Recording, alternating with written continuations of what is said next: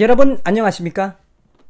이번 시간에는 평양의 대형 고급 외야 상점에서 이 대형 화재가 발생했다라는 소식을 전해드리겠습니다.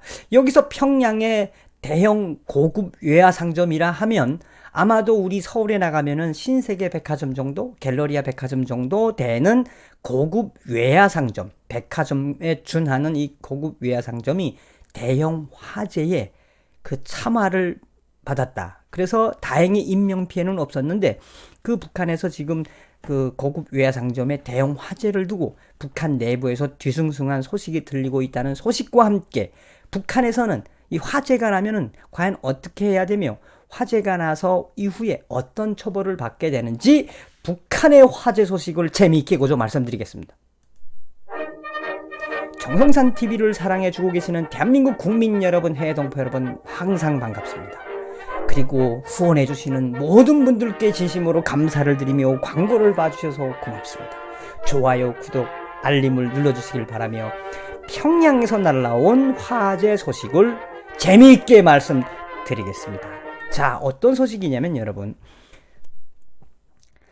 자유아시아방송이 11월 1일날 밝혔는데, 자유아시아방송은 북한의 평양시 외야상점이 화재 사고가 났다라고 전했습니다. 지난 9월 말 평양시 외야상점에서 대형 화재 사고가 발생한 사실이 뒤늦게 알려졌다며 북한 당국은 당자금 창구인 외야상점 화재의 원인을 적대분자들의 책동으로 보고 중앙사법기관을 총동원해 수사에 착수하고 있다고 현지 소식통이 밝혔다고 자유아시아방송이 밝혔습니다.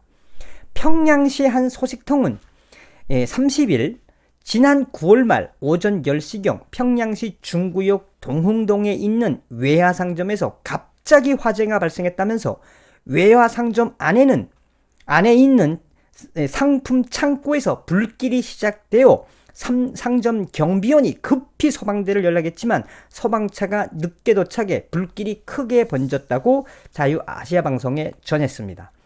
소식통은 다행히 화재가 외야상점 영업이 시작되기 전에 이른 아침 시간에 발생해 인명피해는 없었다면서 상점 금고에 보관했던 외화 현금 40만 달러와 고가 상품들이 불에 타면서 손실액이 큰 것으로 알려졌다고 이야기를 했습니다. 계속해서 자유아시아방송은 현금 40만 달러와 고가 상품들이 불에 탄 것은 철저하게 이것은 바로 이 적대분자들과 반공화국 적대 세력들에 위한 한마디로 방화라 이거예요. 방화.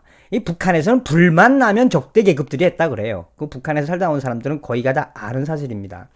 그러면서 이 북한의 외화벌이 중에서도 가장 노란 자위로 손꼽히는 이 외화상점, 그 외화상점 중에서도 이 고가의 상품들이 가장 줄비하던 당 간부들과 기타 당 간부들의 귀부인들이 이 출입을 하던 이 외화상점이 불탄 거에 대해서 이 당 간부들은 속상해하지만 그 외화가 없어서 그 외화상점에 들어가지 못하던 일반인들은 꽤 고소하다라고 밝혔다고 합니다. 저 같아도 고소했을 겁니다.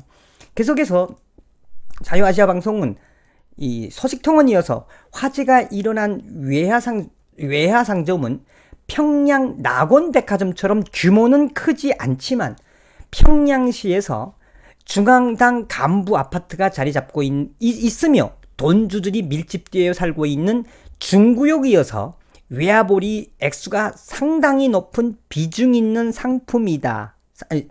상점이다라면서 외화상점 운영을 총괄하는 지배인은 항일투사, 백두산줄기죠. 항일투사의 자녀가 맡고 있었다면서 소식통은 그러면서 특히 화재가 난 외화상점에서 번 돈은 중앙은행에 입금되는 것이 아니라 당 자금으로 바로 들어가는 당자금 창구 역할을 하던 은행이어서 그를 이용하던 모든 사람들도 당 간부들이나 돈주들이었다는 이야기죠. 정말 아주 세도가 막강했다면서 당자금 창구인 외화상점에서 화재가 발생하자 당국에서는 화재 원인을 제대로 조사도 하지 않고 무턱대고 적대분자들의 책동이라며 국가 수사 인력을 동원해서 수사를 하고 있다고 강조했습니다.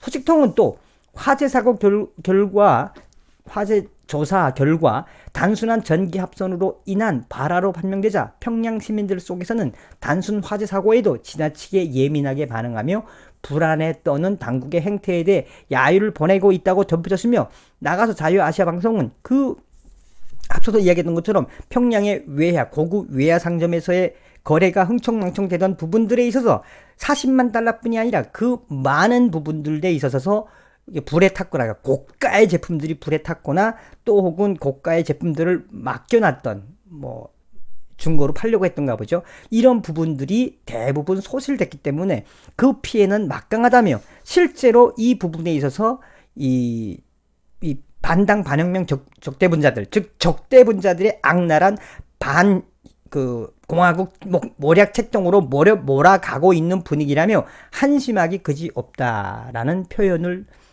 했습니다. 자, 또 북한의 화재하면 여러분 뭐니 해도 이 유경 호텔을 빼놓을 수 없죠. 2015년 6월 13일 노컷 뉴스는 평양 고려 호텔에서 발생한 화재로 인한 사망자와 큰 재산 피해는 없는 것을 알려졌다며, 당시 평양 소식통은 6월 13일 11일 날, 2015년 6월 11일 평양 고려 호텔 상충부 쌍둥이 호텔 건물 옆다리에서 담뱃불로 추정되는 화재가 발생했으나 사망자 등 인명피해는 없었다고 당시에 노컷 뉴스가 밝혔습니다. 저도 이 뉴스 보고 좀 쇼킹했었어요. 이 고려 호텔 하면은 웬만한 이 자본주의 무역가들이나 좀 고위들이 가는 이 평양역 앞에 있는 호텔이거든요. 고려 호텔. 여기서 불이 붙어서 저도 깜짝 놀랐었습니다. 그런데 여기서도 또 문제가 있는 게 뭐냐. 다행히 불길은 이제 크게 번지진 않았는데 큰 피해는 발생하지 않았다 그래서. 근데 여기서도 북한 당국은 고려 호텔 화재 사고를 적대분자들이 악랄한 반공화국 모략 책동으로 국가적인 조사를 벌이고 있는 것으로 드러났다고 밝혔습니다. 자, 지금 북한은 화재만 나면 무조건 이 반당 반혁명 종파분자들과 적대 세력들의 책동이다라고 보도를 했습니다. 계속해서 북한의 화재 사고는 요 근래에 일어났던 거는 바로 조선중앙 TV의 조선중앙 방송국, 이 평양 모란봉에 위치한 조선중앙 방송국, 이 방송국 자체가 이제 건물이 화재가 났다고 이제 데일리 NK가 밝혔습니다. 2018년 11월 1일 데일리 NK는 이 8월 달에 2018년 작년 8월 달 조선중앙 방송에 화재가 났으며 그 관계자는 처형됐다라고 밝혔습니다.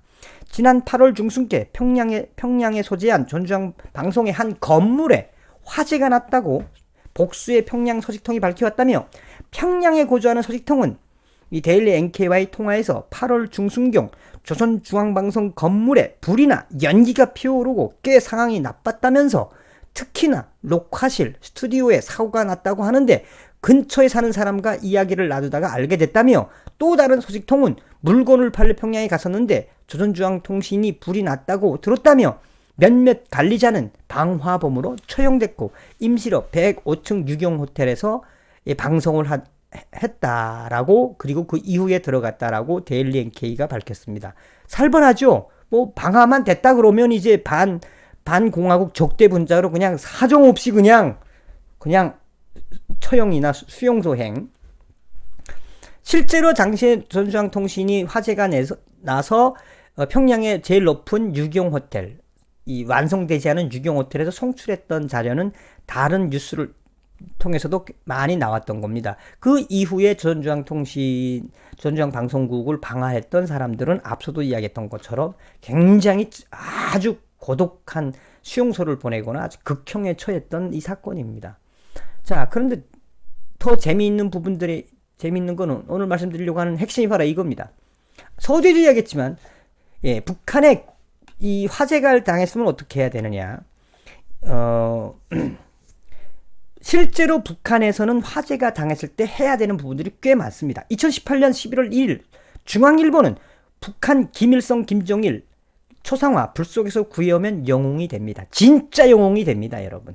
실제로 불타는 내무반이나 또 혹은 불타는 집안이나 불타는 회사에서 김일성, 김정일 초상화를 몸에 이렇게 가지고 나오고, 온몸은 불탔으나 김일성, 김정일, 또 이제 김정은이죠. 이 초상화가 불에 타지 않으면 영웅 칭호주는 게 사실입니다. 8월 11일 중앙일보는 북한의 김정은이 화재가 발생하자 김일성, 김정일 부자의 추상화를 구해온 북한 주민들을 격려했다며 2018년 11월 11일 북한 노동당 기간지 노동신문은 김정일 이 위원장이 당과 수령에 대한 끝없는 충실성을 보이고 있는 일꾼들, 김정일, 김정일성, 또 태양상 뭐 이런 것들을 불 속에서 구해온 사람들을, 그 군인들을 소성시키고 온갖 정성을 다하라 라고 했다고 보도했습니다. 저도 군복무할 때 이런 경험이 많습니다. 우리 옆 부대에 있던 부소대장도 밤에 내무반에 몰래 신나를 뿌리고 불을 태우고 김일성, 김정일 초상화를 딱 구해가지고 김일성 청년영예상을 받고 김일성 종합대에 간 적도 있습니다. 그런데 중요한 건 뭐냐?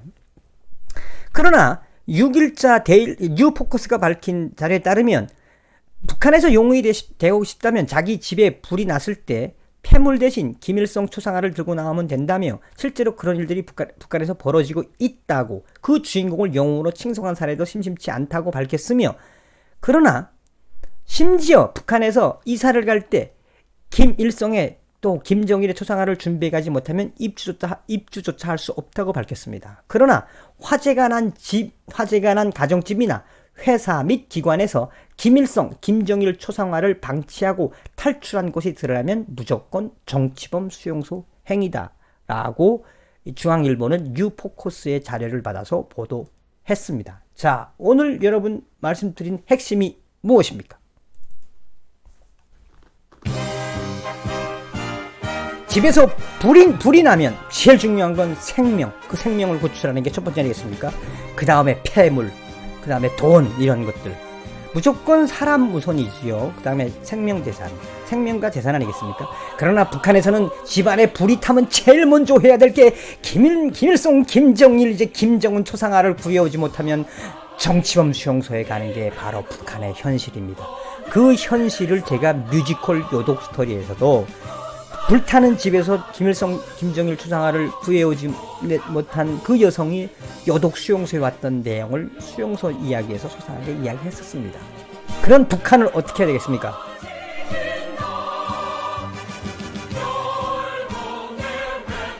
네, 멸공의 횃불 아래 태극기가 평양에 휘달리는 그날까지 가열차게 달리고 가겠습니다. 여러분 감사합니다.